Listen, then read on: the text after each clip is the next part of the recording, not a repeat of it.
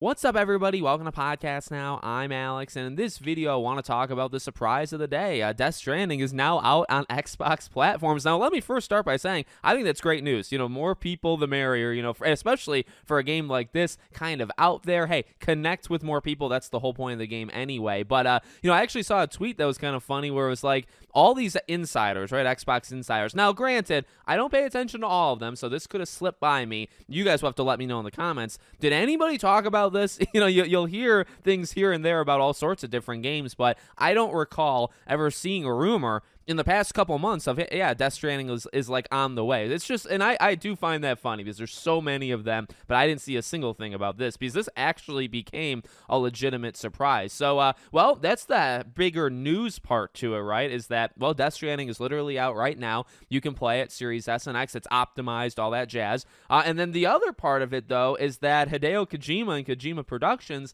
now has those rights. They own that Death Stranding IP, and that arguably could be bigger, right? Because that was a PlayStation thing. Now, when you fire it up, it still says like the Sony Interactive, their trademark, it's their kind of game. And I don't know what like Death Stranding 2, maybe that'll have the same thing, maybe it won't. It comes out a year from now probably, right? But they sold it to them. So, and they willingly, I imagine, unless they were like held up in a back alley somewhere, they did it on their own free will, right? Now, whether he wanted it like super badly and he pushed for it, or PlayStation was just highly willing to give it to him, it's interesting. It shows kind of that relinquishing of rights. That really comes, I would say, the most shock to me, right? Because it's like, what they've done to even like Japan studios and kind of pulling out of those markets, having Hideo Kojima and again, like, honestly, I'm cool with all this. Like, hey, if games want to come out everywhere, that's fine. I think it's just another, bridge that they're building, or, just thing that's happening where,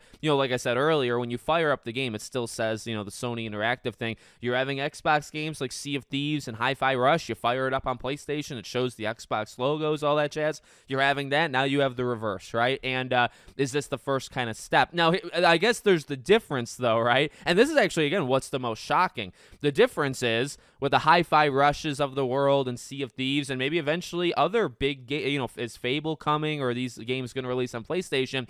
Xbox has those rights. Xbox actually owns it. For this, okay, well now, yeah, it's got the PlayStation logo and all that stuff, and PlayStation obviously helped it back in the day, but they've relinquished that. So now it's literally just Hideo Kojima, and the game. It's not because I'm seeing people kind of spin this, and I mean, like, if you want to spin it, I guess whatever. I don't really think though it's like actually accurate to spin it, because you're not really having this PlayStation. Oh, I mean, this is actually factual now. You're not having a PlayStation-owned game in Death Stranding on Xbox because it's not PlayStation-owned anymore, right? Does that make sense? Like, that's what I find the most weird and kind of like maybe refreshing, but also just like out of left field thing for today is. It actually would have surprised me less if it showed up and PlayStation still have the rights, right? This was their initiative to say, okay, we're going to put games on the other platform. They're doing a little of it, but Xbox, kind of is the pioneer of doing it most of the time versus PlayStation just, really, really picking their battles, right?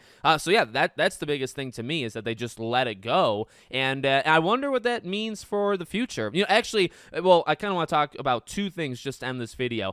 When it comes to Death Stranding 2, right, I wonder what the exclusivity deal there is now, right? I'm sure it's still PlayStation exclusive, but I think people are pointing out this came 5 years after, like, the game came out 5 years ago. Actually, I'm kind of sad I forgot about the 5-year anniversary. So I wonder if that was the deal, or maybe it was like 4 years and it took them a year to kind of figure stuff out. I don't know the actual specifics, but interesting that this is 5 years. So you have that. And then, okay, well, when it comes to Death Stranding 2, year, 2 years, like, what are you going to do? Also, in terms of exclusivity, I should say.